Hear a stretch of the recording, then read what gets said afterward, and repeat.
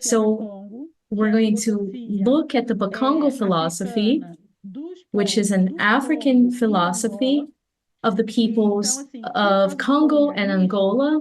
Because of colonialism, nowadays, the Bakongos are majorly in Angola.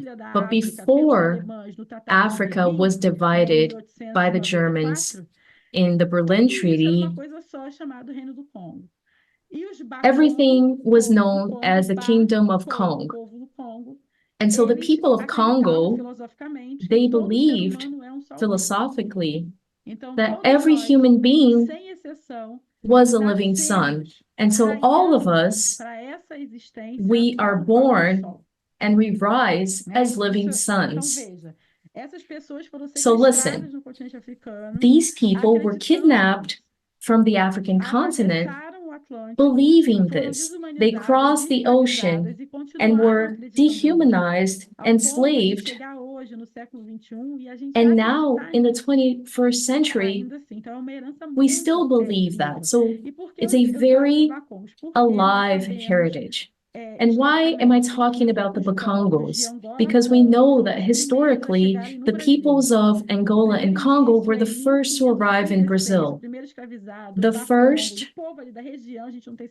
first peoples to come to Brazil arrived in Brazil, and they were the last to stop arriving in Brazil. And so the experience of these people is still very much alive in Brazilian culture. Samba, for example, is Bantu. So for this belief, for this philosophical belief, every human being is born with an internal sun. And I mean, really, all of us. Not all of us except John or Maria. I mean, all of us. And what makes us living sons is our vital force. Now, I'm somebody who practices candomblé, and I'm very connected to my ancestry. And depending on your religion, you're going to call this something like soul, but I like to use a more neutral term. I'm going to use the term vital force. And so this thing makes us live. And not only makes us live, but it makes us interconnect with every other thing that has a vital force in the universe. So for Bakongo philosophy, and for people who can recognize the importance of the vital force, what we know as evil, and the Western world loves this idea of good and evil, but if we use those terms, evil, to this philosophy is everything that reduces your life force. And so when I pollute the environment, I am evil. When I destroy plants, when I do anything that reduces life force in the universe, I am an agent of evil. And we can reduce other people's life force. Don't be that person.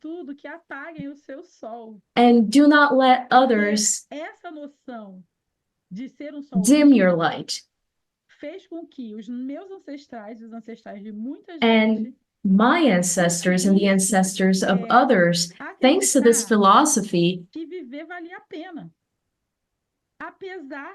believe that life was worth it, in spite of radical dehumanization. To see yourself as a living son, to see how unique you are and how connected you are to everything that exists, to know that you share things in common with every other creature, to have this type of relationship with the other. And by other, I'm not just talking about humans, that makes you more responsible. And I like to use an example. Previously I spoke about candomblé,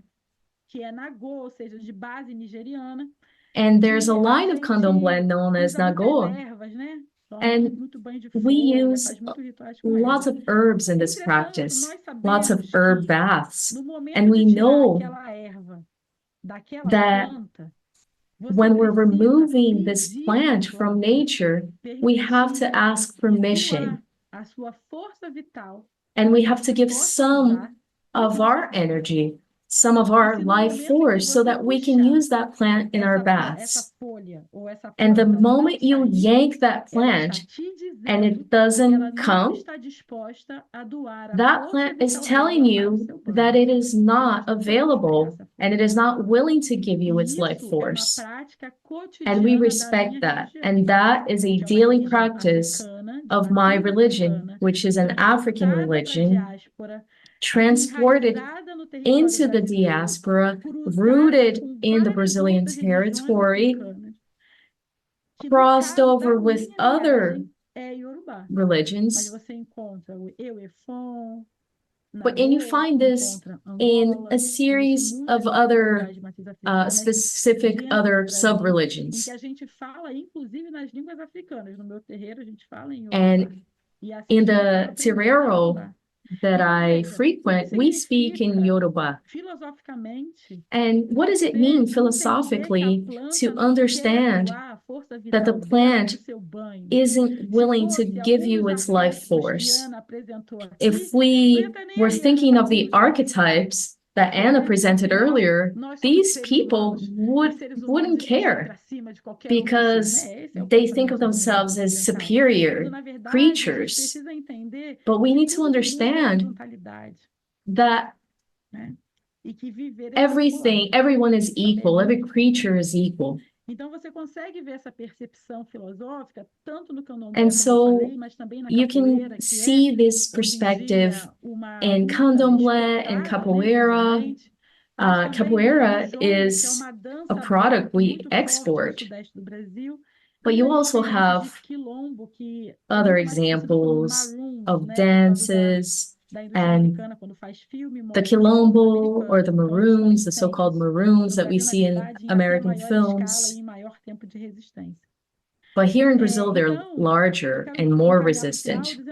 And now I'm getting to the end, and I want to say that we're all living suns without exception. And so consider this perspective.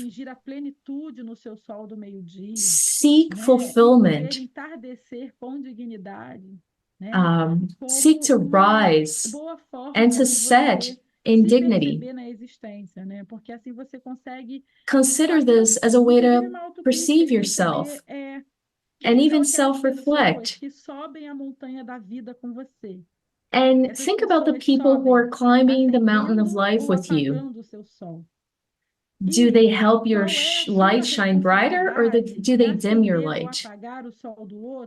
And do you take on the duty of helping others shine brighter, whether others are your children, your relatives, or projects you're involved in? Understand that whenever you shine, your community, your family, they're there with you too. And they are also responsible for helping you shine so that you can rise. This is an African notion that we practice here, especially in communities and favelas. So I want to close by inspiring you to think this way, especially in times of crisis, such as the time we're living in now with dehumanization, destruction of peoples. We're currently experiencing 5 separate wars in Africa, and a war happening in Europe, and a number of other violences happening in the everyday we are living troubled times. And so it's so important to rethink our place in the world and our duties in keeping the ecosystem alive and helping everyone shine brighter. So it's a responsibility, but also a freedom